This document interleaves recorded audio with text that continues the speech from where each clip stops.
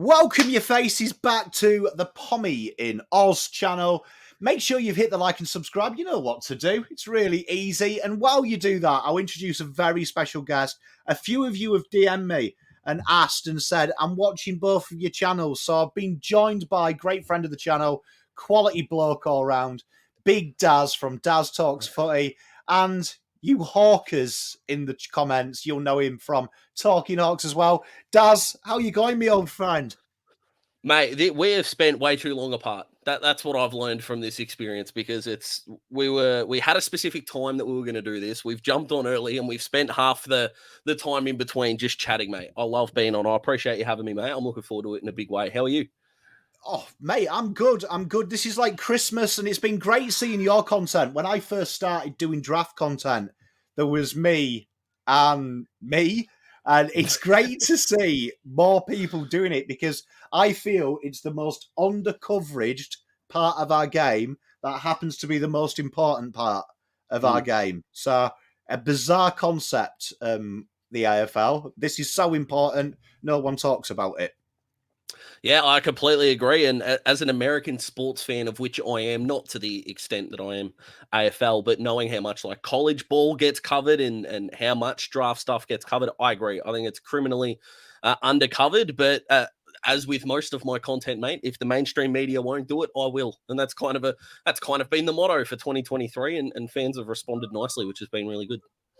Mate, it's been fantastic work, and I agree. American sport, you can find out what a 15-year-old kid who is prospected to go pick two eats for his breakfast. It's bizarre. It's bizarre. It's stalking, but that's okay. That's fine. But we've got a real fun game today. What we're going to do for you ladies and gentlemen at home, we are going to alternate picks with bids as well, and whoever bids on the player, the other person comes, but they retain their pick. So it'll go 1, 2, 3, 4, really simple. If you can count to 5, you should be able to follow along. Graphics will pop up as well, which will really help you out as well at home. But because you're the guest, we'll let you have pick 1. I'd imagine this has probably kept you up all night working out who to take. West Coast. Yeah, I really do appreciate that you gave me so much time to think about this, because there are so many options at this point. And if I'm West Coast at the moment, I am just rejecting everything, because this is a football club that has only lost, I think, 3 guys to trade in the last 5 years, and those guys haven't really come back to haunt them. Junior Rioli, Scotty Lysette, and another one that I can't remember the name of, that someone will correct me in the comments, but that hasn't come back to bite them. So get Ben Cousins on stage, get the number 9 jersey out, and give it to Harley Reid. Done. Nice and easy. I mean, yeah, the media want him to not be there. And I'm looking forward to doing content in 2035 when he retires, a West Coast legend, and they rename the stadium the Harley Reid Arena. Well, they do need a change. I don't think Optus are coming out of that naming deal all that great in the last sort of 24 hours. So that's definitely on the cards. Well, I mean, that gives me pick 2, and I'm going to be hopeful that this happens. I always bait my breath, because no one in the AFL wants to be that club that bids on clubs.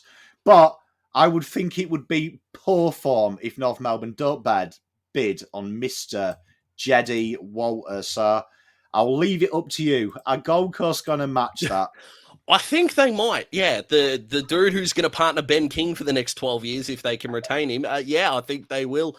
And look, as much as we do feel for North, I genuinely believe that if it was open draft, it would still go this way. I think North would be sprinting to the podium. I don't think they would try and trade for Harley if Jed was available in the open draft. So I agree with you. Bid on him now, make clubs pay. It's seeming like Sydney and Carlton, I think you guys had like 3 bids in a row one year with Liam Henry and Tom Green, and I think that draft. So yeah, make clubs pay up. It eventually comes around. Do it at pick 2. Completely agree.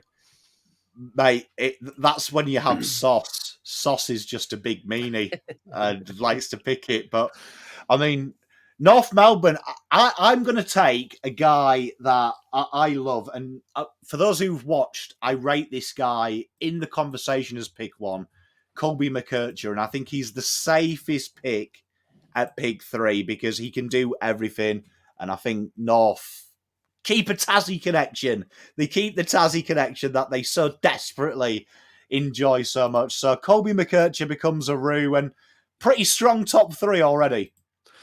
Unbelievable top 3. I've said it on my channel. I'll say it here. In 5 years' time, I think Colby's going to be the best kid in this draft. Just straight up. I'm with you, mate. I'm buying all the stock that I can. And I think if for some reason his career doesn't pan out, no, it doesn't have to pan out as greatly as I've just predicted, but I think if he doesn't become what I think we think he can become, I'm genuinely ready to say it's North's fault already. They haven't even drafted him, but everything's there. Mate, I agree with you. And you've got the most entertaining pick now, pick 4. Knowing your Hawks are next, this is like torn between 2 lovers for you. This is painful. Yeah, I'm hoping you do the right thing by my Hawkers, but look, North have got to take best talent, and they need centre forward help. So it pains me as a Hawthorn fan, but I think they need to take Zane Dersma at this spot. Centre forward, he'll help Nick Larkey, not as a necessary centre half forward because they don't like developing those at North for some reason, but they need help. Nick Larkey kicking 70 goals and you're finishing second last on the ladder is a massive problem. I don't think Cam Zerhar's going to be at North in 2025, so they're going to need some help in that department, and getting a year into this young man who can break games open and get people through the door is what they're going to need to do. So they ignore the talls, but they got 3 picks later on that they could fulfill those spots with. So Zane for mine. Mate, Zane Dersma. Now, that gives an intriguing prospect. Because when I look at Hawks, I've been hot on North taking Colby and Dan Curtin. I feel like it covers all their bases. Yep. And I wanted Zane Dersma at Hawks. I've become a closet So do Hawks I, fan. for the record, yeah. I've become a closet Hawks fan on this channel, I have to say. I'm hot on their rebuild. When I look at this one, I think if it felt like that, it just makes Dan Curtin the slide, doesn't it? Because Hawthorn, are they going to back in? He could become a midfielder. It makes it intriguing because you've got the Wizard there. And I just feel that when I look at Hawthorn's list, I feel like they've got all the bases covered. They need game-changing talent. Yeah, I'm booking the trend. I'm going pick 5, Nick Watson. Oh, the win. Mate, he and Jack Inovan, my goodness, round 1. If they both played, would bring Hawthorn fans in the door. It absolutely would. I like the Wizard. I feel like that's the most exciting forward line in the comp already. You're getting some frees and goals, aren't you? Absolutely. The tackling of defenders in the week leading up to the Hawk. It's gonna have to be. It's not even chest. It's gonna have to be hips, borderline high thigh is where you're gonna have to practice, because by the time they've shirked a little bit, you're probably looking at the lower shoulder area with those 2 boys. But look, we all hate ducking until they play for our team, don't we? Hawthorn fans complained about Joel Selwood for 15 years, and we had Paul Puopolo doing the same thing. So we love a hypocrite here at all footy fans. We all do it. I'm not picking on just my mob, but yeah, the Wizard to the Hawks. I like it, mate. Big one. Now the Bulldogs come on the clock. What are you looking at for them? Well, I was hoping the Wiz would fall. I'm not going to lie to you, but they definitely don't need a tool. The Doggies, I think, in a midfield where Tom Liberatore and Adam Treloar are getting on a little bit, and Jackson McRae is playing a lot older than he really is, I think they would be loving getting up to the podium and selecting the best kid in the carnival, that being Riley Sanders. Mate, he's a guy that was really heavily talked about when North were getting pick 3. And I remember watching articles talking, do they split that? They really want Sanders. They've asked for special permission to match the bid. And he's kind of just been forgotten about. Yeah, he has. He genuinely has. He just doesn't exist anymore. But I love that pick for them. I love that pick. Oof, Melbourne.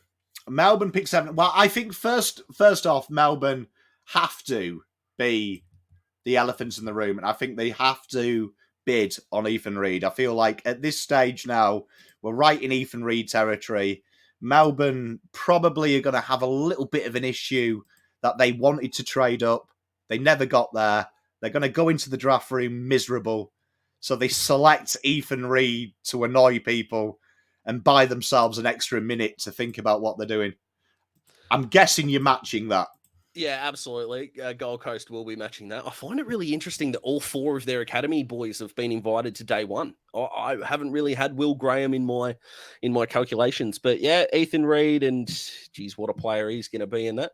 That Gold Coast ruck room looks really interesting with Jared Witts getting on, and then Ethan Reid and Ned Moyle fighting for attention there. I know they've played Mac Andrew down back, but he played a bit of ruck in his day in his draft year, as well as a little bit forward. So the stockpiling of tools for Dimmer to play with over the next 5 years is going to be fun to watch, I reckon.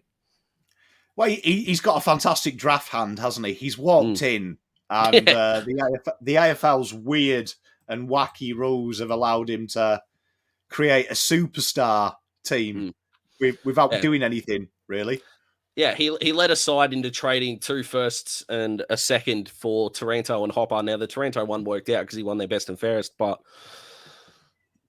I don't know how that Jacob Hopper one's looking at the moment. And Dimmer's reward for that is going to be 4 blokes in the top 30. So, good luck to him, mate. I say. Mate, it's easy. It's easy now. We've got Melbourne on the clock, pick 8 now with the pushback. And I have them wanting a forward and depth, but I don't think they would turn down Dan Curtin. I think they'd look at the rumours of Petty being touted at other clubs, and I think they would bite the bullet, and I think they'd be mental. If he slides this far, Dan Curtin... Geelong's pick could be worth 8 first if Dan Curtin gets any further. So I'm going to say Melbourne, go logical, look at him and go, okay, 3rd tall, intercept. We've got backup if Petty does leave. And maybe, just maybe, because he played midfield a couple of times at juniors, he could be a good version of Clayton Oliver off-field. Yeah, this is why I love this exercise, because I'm looking at knowing that I had GWS in a minute, and I'm thinking, geez, they had a really good defense last year. Imagine adding Daniel Curtin to the Jack Buckley and Sam Taylor role, especially when the Hawks pay him about $10 million for 8 years and get him to Waverley, but that'd be nice. The Giants here is interesting because they're really into Caleb Windsor, which makes a lot of sense because he's going to be a gun. I cannot see a world in where Nate Caddy gets past this spot. So I'm going to send Nate Caddy to a GWS forward line with Jesse Hogan, Jake Riccardi, Toby Green, Toby Bedford, and Brent Daniels. And geez, what a dynamic he would bring to an Adam Kingsley-led side that was 1 point off a granny. My goodness. Mate, Nate Caddy, he's another player that I feel has been totally stiffed in this AFL mock draft type thing. I feel like everyone's forgotten he exists, and he was again really highly touted. This time last year, everyone was talking about this kid. Yeah, I think he was one of those guys that maybe going up to VFL level maybe hurt his stock a little bit, which in my mind is very, very dumb, because when players play in the waffle and the sandful, no matter how they go, it's almost seen as an amazing accomplishment, which it is for an 18-year-old, which is incredible. But because the Victorian media is so centric, as soon as these guys go to VFL level and maybe don't have those, 26 disposal and 4-goal games, because of course they're not going to, it's almost like they get, shafted aside. Harley Reid was really good in some VFL games. He had periods of games where he floated in and out, but no one really cared. So I do feel for Nate there, but I think if he's got a good midfield delivering him the footy of which the Giants have got, smoky for the rising star for mine if he ends up in the right environment. Mate, and I think your selection at GWS makes sense. That they seem to like them awkward-sized forwards, don't they? And they were hot on Cadman. He's an awkward size again. I feel like they've done the right thing with Cadman as well. A lot of people talking about, oh, you took him early, you're not playing him. I think they know how to develop talent, and I think people forget that they are probably one of the best sides at developing talent in the AFL. Yep, completely agree. And, geez, what a forward line they're building. Holy smokes. It is pretty impressive. And then we come to the old men of Geelong, and I feel like Geelong are such an awkward spot, and I see why the rumours are that they're trading this pick, because I feel like they need about 8 positions of depth right now. Do you know what I mean? Like, they literally need it now. But you can only take one person. I think here, looking at Geelong, I think they'll look at someone very balanced. So I am going to take the legend that is, and to get in front of Geelong, to Essendon, I'm going to take Caleb Windsor. I feel like he looks like a Geelong player. And I feel like if the draft falls here, I think they'll look at him and go, you know what, this guy could be what we need. Yeah, I like it. Now, the Bombers are interesting for mine because every time I've mocked and this guy has appeared at this spot, Essendon fans hate me. They really do. They don't like it because they think they've got key defensive depth. The side that in the last 11 weeks of the year conceded the second most marks inside their defensive 50 have apparently got incredible defensive depth. Don't know if you knew that, Pommy, but when your depth is giving up marks, it's, oh boy, they're in good shape. So if I'm the Bombers here, I can completely understand if there are Essendon fans going, oh, give me Darcy Wilson. Give me all of the Darce, man. Nope. I'm listening to not only my instincts, but Mark McVeigh as well at the Allies. Give me all of Connor O'Sullivan to the Bombers. Makes sense to me. I mean, obviously, I understand Essendon's argument. They have gone key defender centric in the off season, but I'm going to put it out there on the record. I don't think Ben McKay is as good as his contract. I think he's, in my opinion, a good defender, but that's where it ends. We're not talking Sam Taylor. We're not talking Harris Andrews, Jacob Wheatering. We're talking Ben McKay, whose brother, probably that's what he's recognised as. You're Harry's brother. Let's be honest. As horrible as that sounds, if Ben McKay walked into my work, I'd be like, oh, you're Harry's brother. Yeah, that's fair. I don't know whether it's fair. The Ben McKay thing's interesting. If we take out I'm going to make a comparison to a play here. If we take out the Adelaide stint just for a second, because he was a star at the Crows before he moved to the Giants, I see a lot of GWS's Phil Davis in Ben McKay's journey. So when Davis started at the Giants, they were conceding 70, 80 inside 50s a game. Of course he was getting killed. And then as the Giants got better, so did he. Now, natural talent and the hard work and all these great things did make Phil Davis into a very good defender. Don't get me wrong. But I think what we're going to see with Ben McKay is the better Essendon get, the better he gets as well. Because apart from his body letting him down, it would really be debilitating to play in 8 wins in 70-odd games in 8 years. But then after all that, again, he's going to go to a side that sure could be on the rise next year. I don't really know how I feel about the Bombers in 2024, but if the Bombers are going to be as lazy as they were in the back end of last year between the arcs, he could be in for a rough ride. But I'm backing him in. I like him. I'm a key defender lover, mate. You know this. Mate, I think he could be good. I just feel at this stage, everyone's brought Ben in and assumed he's the ceiling already, where, I mean, it's damning how many games he's played since he's come into the system. Like, it's potential's great. If it's getting massages every week on the physio table, it's not so good, is it? And not going to be the output that the Bombers will be looking for. But I'm and I know you'll like this as well, but I'm an advocate for getting as many good players on the field as we can. So hopefully he gets a good run, but just not against Hawks. Or Carlton. Yeah, I agree. That's a good point. Yep. But this Adelaide's pick here, I think every time I've done this exercise with mates, I have the same 3 players. Yeah, me too. and just for the record, have one of them already been picked? Just to see if we're on the same page here. I'm pretty sure one of them's off the board. Yeah, one's gone. One's gone. And then I get the argument where everyone looks at halfbacks, and I'm not too sure why. Because the way I look at Adelaide's list, I just feel that worst case scenario in the next couple of years, Rory Laird goes back to halfback, as most older players do as they use a bit of legs. And I think Darcy Wilson is exactly what they need. In the terms of Darcy Wilson is, in my opinion, the next Rory Sloane type player. I feel like he can really allow Sloane to take a more leadership role ahead of the ball and not do the hard yakker.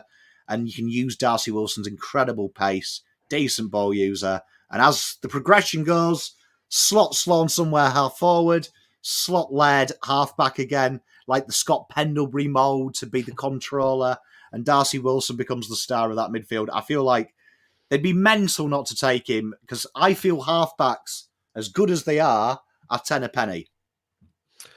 Yeah, I'd agree. I think Wilson to the Crows just makes a lot of sense. But him, Leake, and Caleb Windsor are the three that always come to mind when I get to Adelaide's pick. So, and I'm definitely a Windsor first, Wilson second, and James Leake third for the Crows. So I couldn't agree more. Darcy Wilson to the Crows is just, it's beautiful. I love it a lot. Well, you've got Melbourne. They took Curtin, our first slider. What are you looking at here? Well, I'm going to kind of pussyfoot around here a little bit because I'm going to make a bid on the Bulldogs as Jordan Croft here, because if the Bulldogs for some reason said no, which I don't really know why they would, Melbourne would still end up with what they need, which would be a key forward. So it's a win-win here for the D's to do this.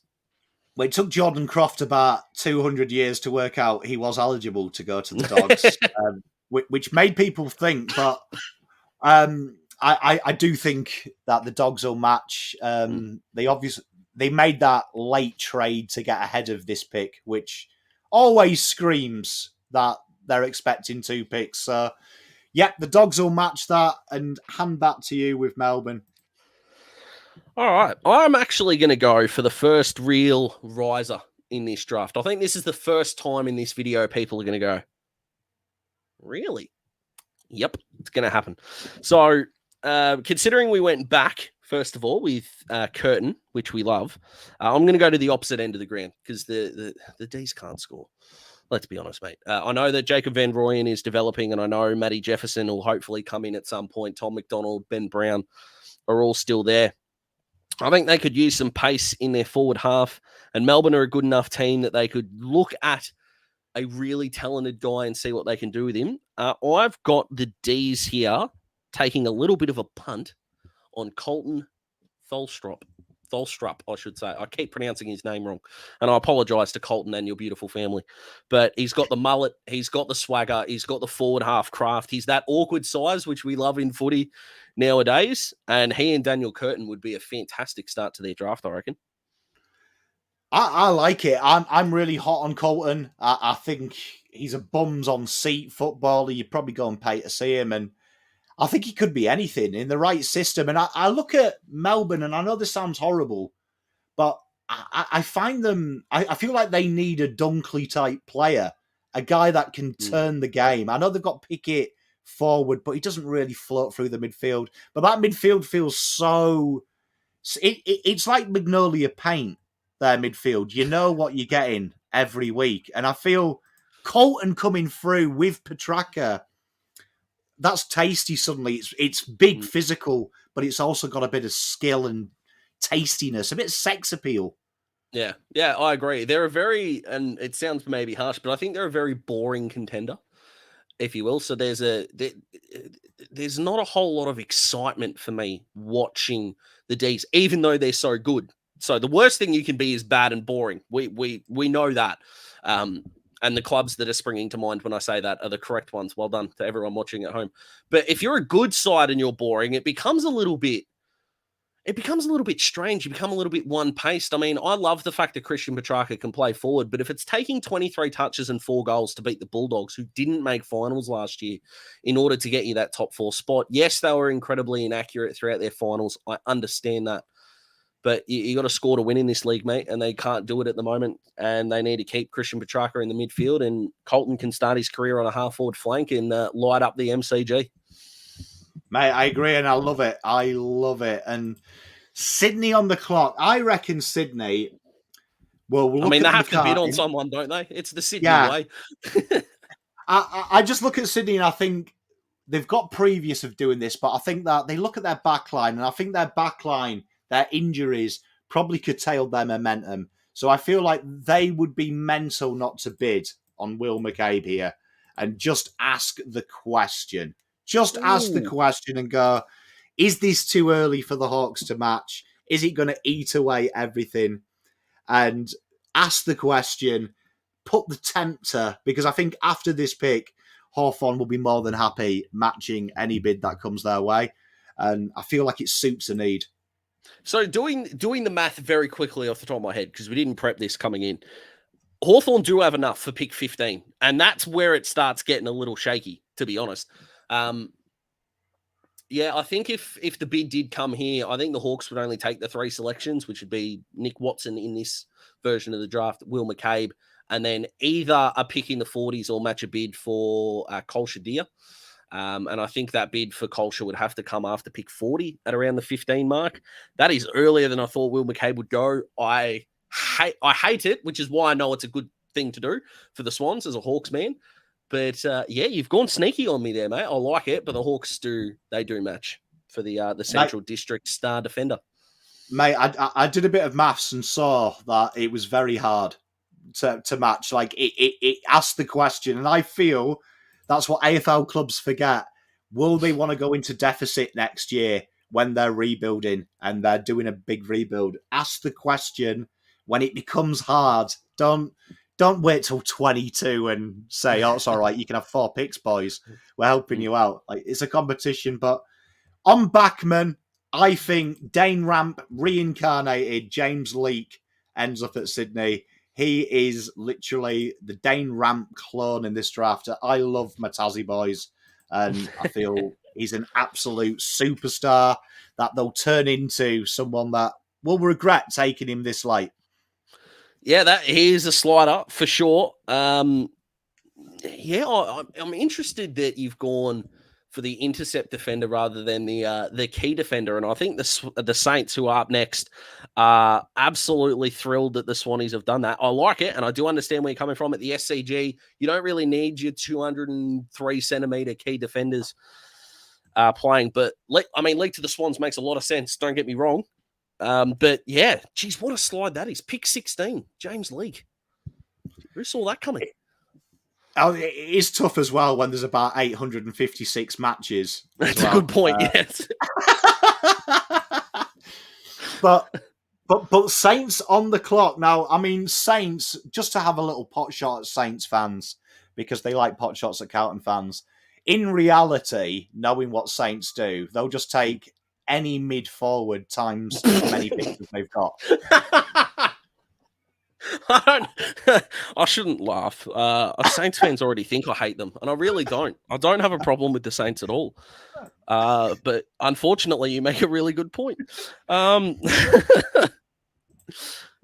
no, we're gonna do the smart thing for the Saints here. The first thing that they're gonna do is they're gonna make a bid here on Jakey Rogers, and I would be stunned if Gold Coast don't match, but.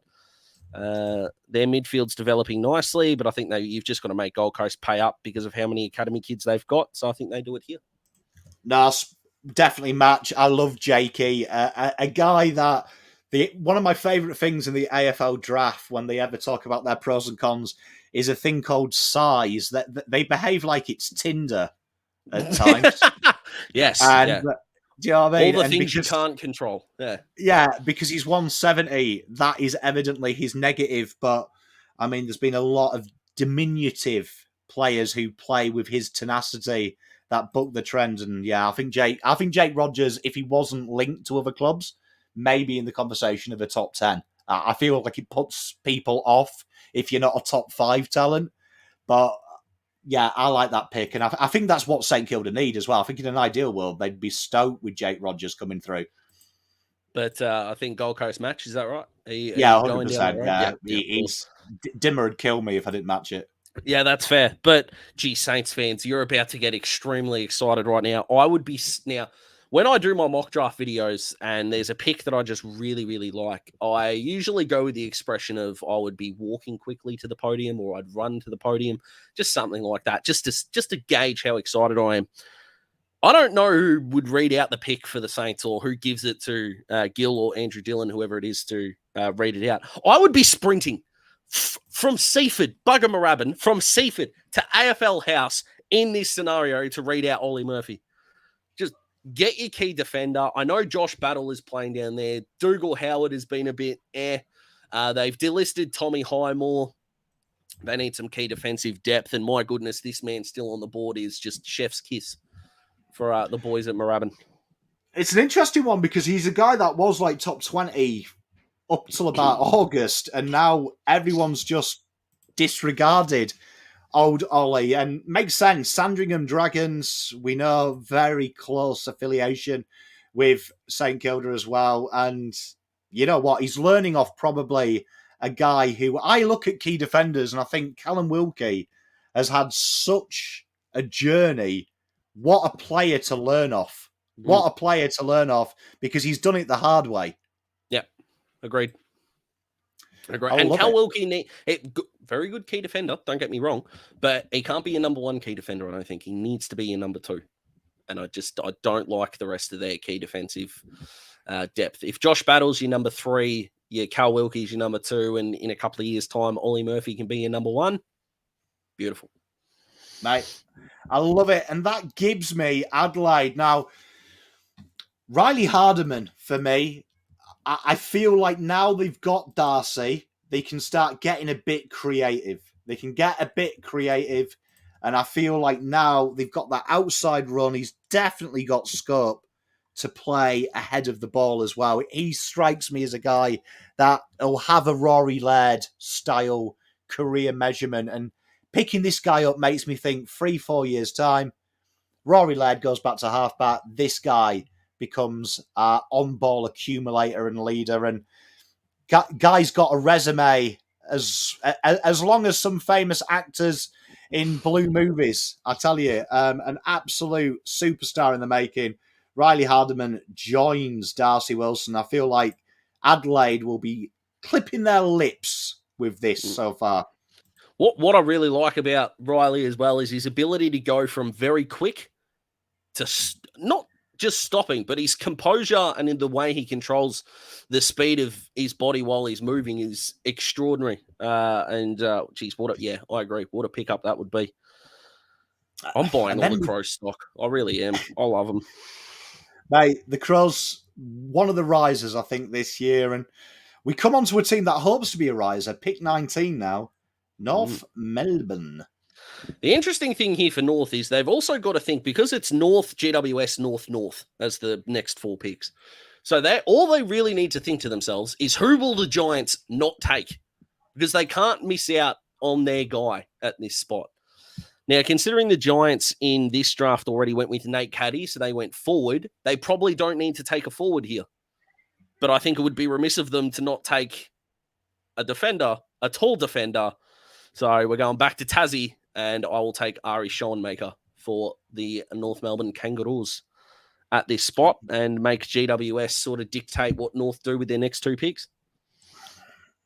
Mate, it's a great pickup.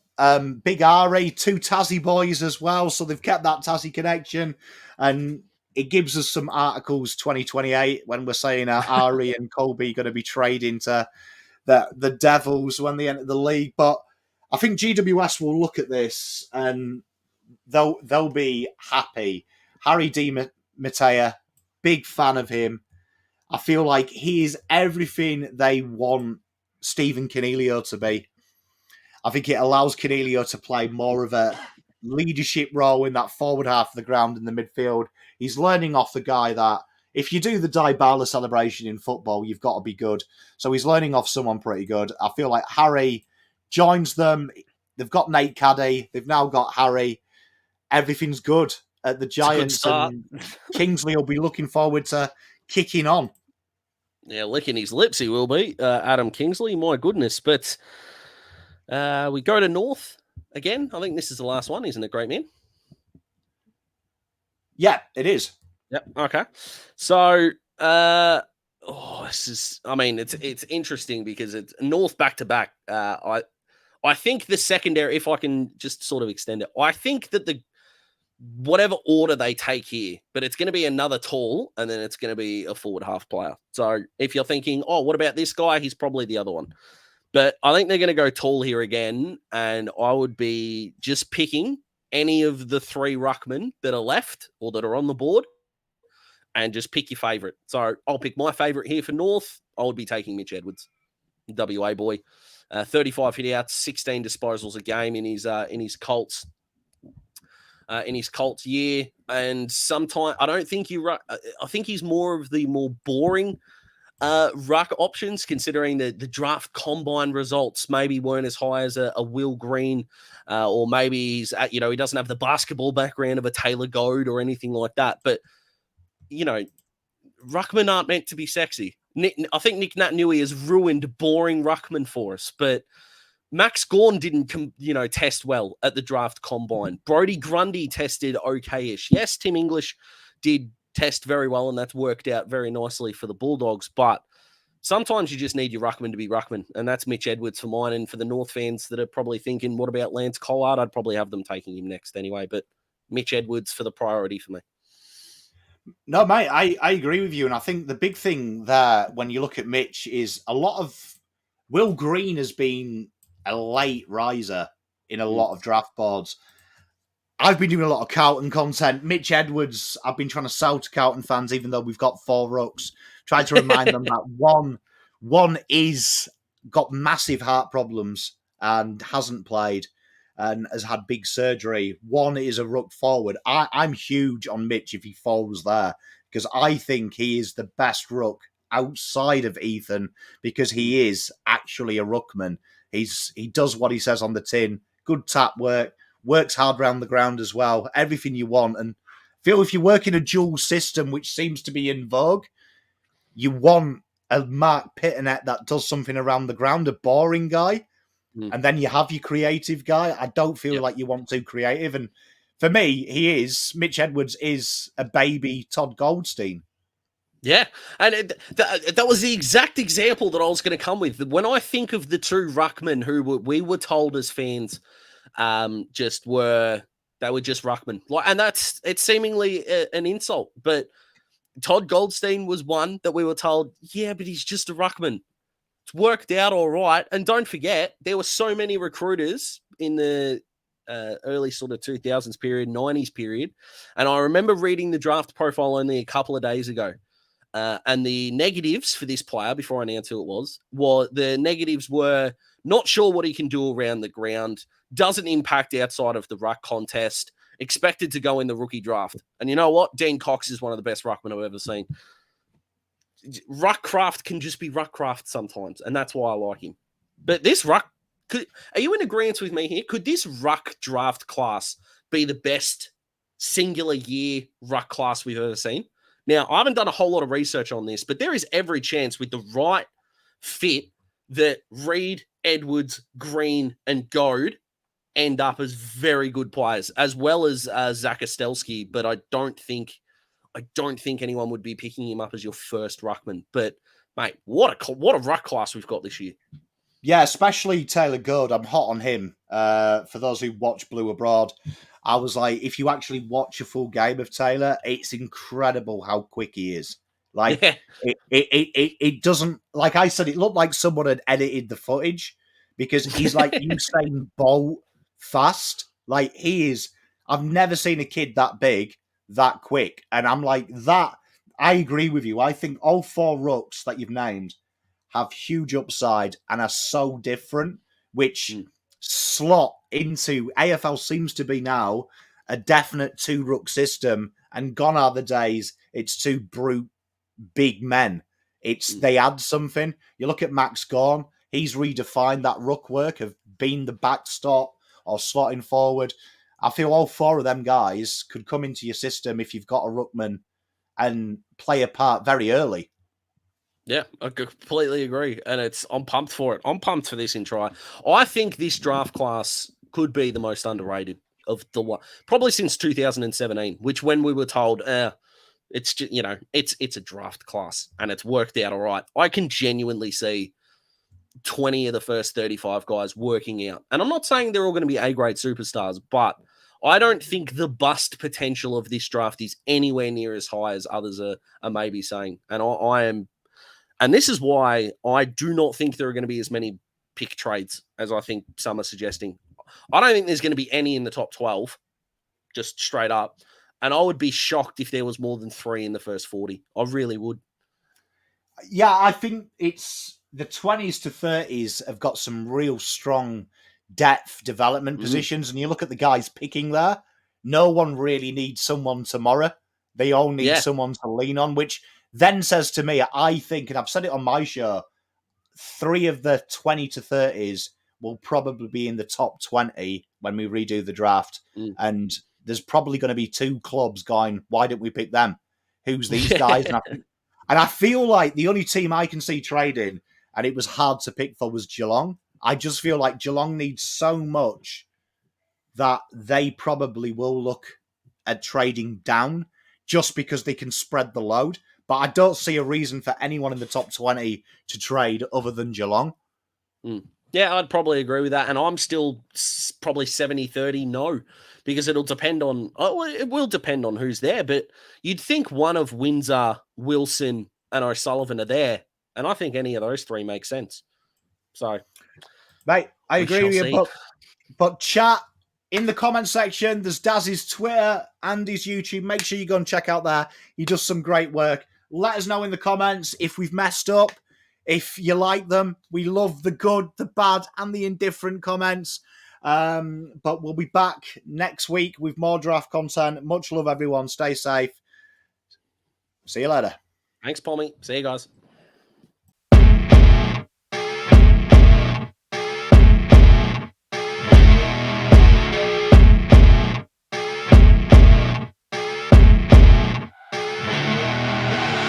I see her rolling up, Uber black Cadillac, high heel boots and a sexy body full of tats. Baby's bad, oh baby's hella bad.